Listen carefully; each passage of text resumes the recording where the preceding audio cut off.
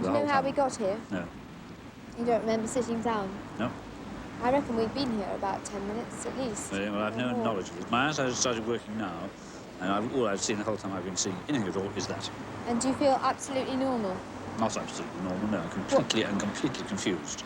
Confused? Yes. If you've never eaten anything, never tasted anything, never touched anything, or smelled anything, what right have you to assume you're alive? But you are? Well, apparently, yes. But I'd like to know what the hell's been going on.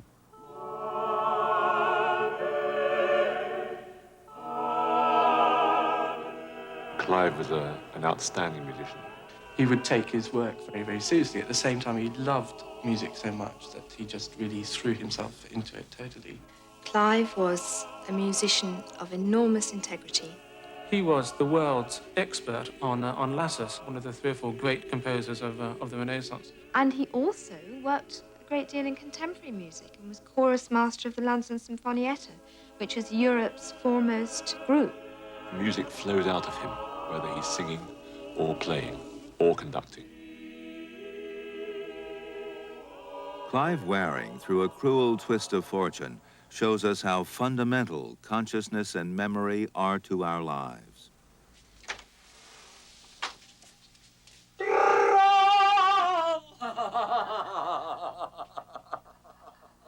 Well. Isn't that a surprise? It's a smashing surprise. Why have I not seen you before? I don't know. Have you not seen me before? No. This is the first time. You pleased to see me? Oh, bet I am. There's nobody else I care about in the world as a whole. Oh, darling. So how are you feeling this morning? I'm conscious for the first time. It's the first time I've seen anybody at all. You've not been conscious before? No. I've been here before this I morning. haven't seen you before.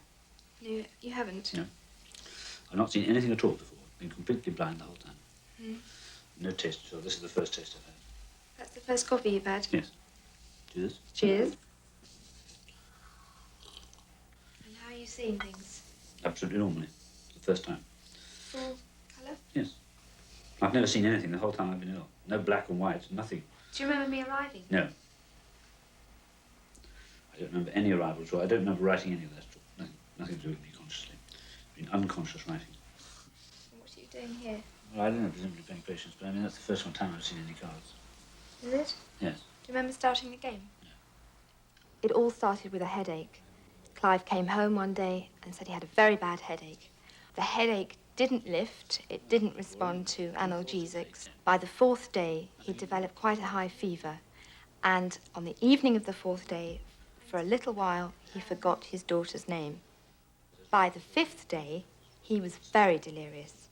Well, Clive suffered from viral encephalitis, which has led to the damage of the left and the right temporal lobes, plus a good portion of the left frontal lobe.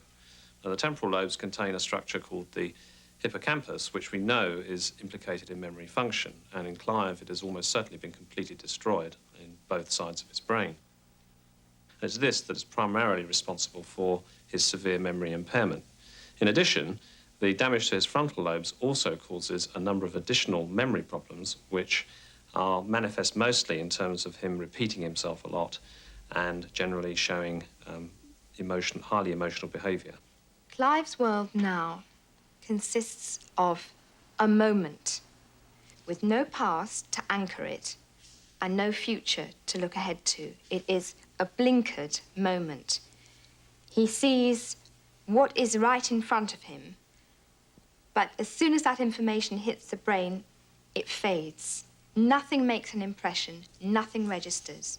Everything goes in perfectly well because he has all his faculties, his intellect is virtually intact, and he perceives his world as you or I do. But as soon as he's perceived it and looked away, it's gone for him. So it's a moment-to-moment consciousness, as it were, of a time vacuum. And everything before that moment is completely void. And he feels as if he's awakening afresh the whole time. Lovely hand you got. Beautiful, marvellous tickets. You're in a very good mood today. Fantastic. I'm awake for the first time. You're the first person I've seen. It's very nice to meet you. How has it been? It's been about 2.5 years now, Mr. Brown. Imagine one night, 2.5 years Not long. for one moment. That's what it's been like. Not seen anything until now.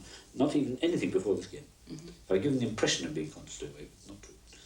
He always thinks he's been awake for about 2 minutes. And that's why he looks at his watch all the time to record it, to record the fact, I've woken up, this is an important event, therefore I will write it down in my diary. So he writes, 11:54 a.m. I am now completely awake for the first time. And he underlines first time. Patience begins, because he's always playing patience. And the whole diary, every page, is a succession of entries saying almost the same thing, of first awakeness. And when he goes back and looks at his own entries, he doesn't acknowledge that they are genuine. He says he knows it's his handwriting, but as far as he's concerned, he was unconscious when he wrote them. So he quite often, he'll score out what he's written before. And so his life is an ever-repeating moment of first awakening.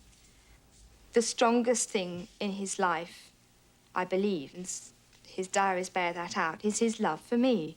And that's absolutely raw.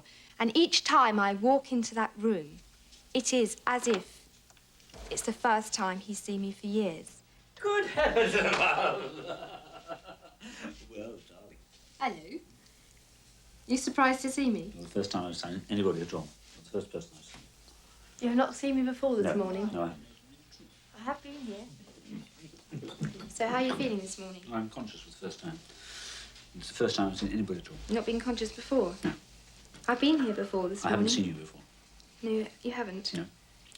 I've not seen anything at all before. Been completely blind the whole time. You don't remember me arriving at all? No. No, I don't remember that you were arriving at all. No. No idea at all.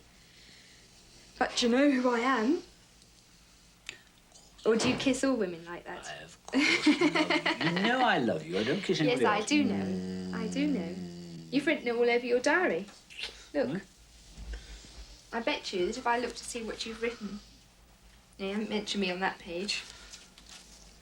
Well, You've mentioned me on this page. My first thought, I adore Deborah for eternity. that's right. People's entries in the diary are rubbish. What does that mean? I've no idea. Did you write that? I've no conscious knowledge of it at all, no. You're showing it me now for the first time. But is it your handwriting? Yes, it is. But I know nothing about it at all. So how do you think it got there? I don't. I presume the doctor don't know. But you must... No, I haven't. You listen to me, please, for heaven's sake. When I say no, I mean exactly that. I haven't seen the book at all till now. No, all I'm saying... No, that means I haven't seen it, I have no knowledge of it at all. That's all. There's no knowledge of that book at all. It's entirely new to me. But I'm only But saying... just use your intelligence, and let's have a comment which is intelligent. But you've put... Who would put that apart I don't know, from but you? no. Oh, for heaven's sake, use your intelligence, for heaven's sake. I haven't read the bloody thing. I'm sorry, darling. Well, use your intelligence. Clive gets I haven't read that either. extraordinarily angry. And who wouldn't? Because here you're not dealing with somebody who is demented, who is oblivious, who is gaga. You are dealing with a perfectly lucid, highly intelligent man who has been robbed of knowledge of his own life. And he feels deeply humiliated to be put in that position. Very, very frustrated that he can't grasp what's wrong with him, because even as you're telling him, he's forgetting the previous sentence. Clive has lost a form of memory which probably distinguishes human beings perhaps from all other animals.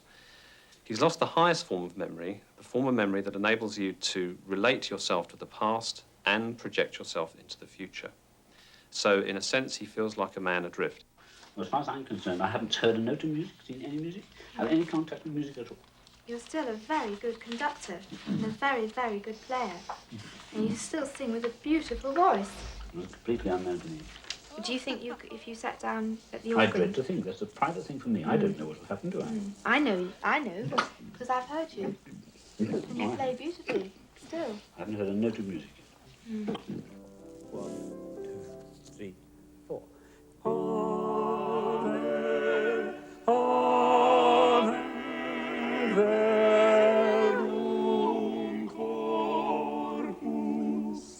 No.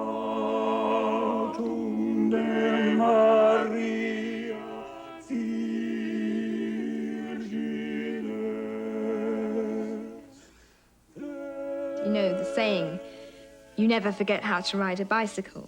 Well, to Clive, singing, playing, sight reading, score reading music is as automatic as riding a bicycle or eating a meal or getting dressed. It's an ingrained skill. It's something you never forget.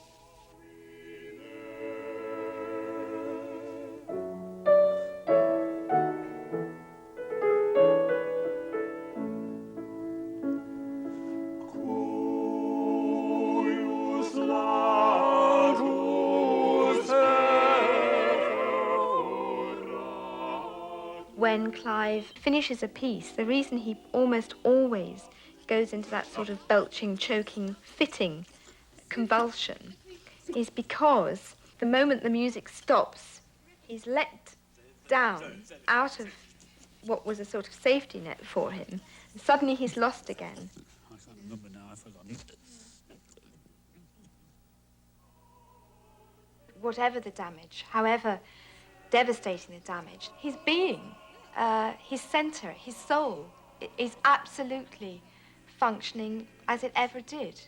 The very fact that he is so despairing, so much in anguish, so angry, so much in love with me, those are all real human passions. And he's showing them almost to the exclusion of everything else. All he shows us is raw human passion, straight from the heart of the mind.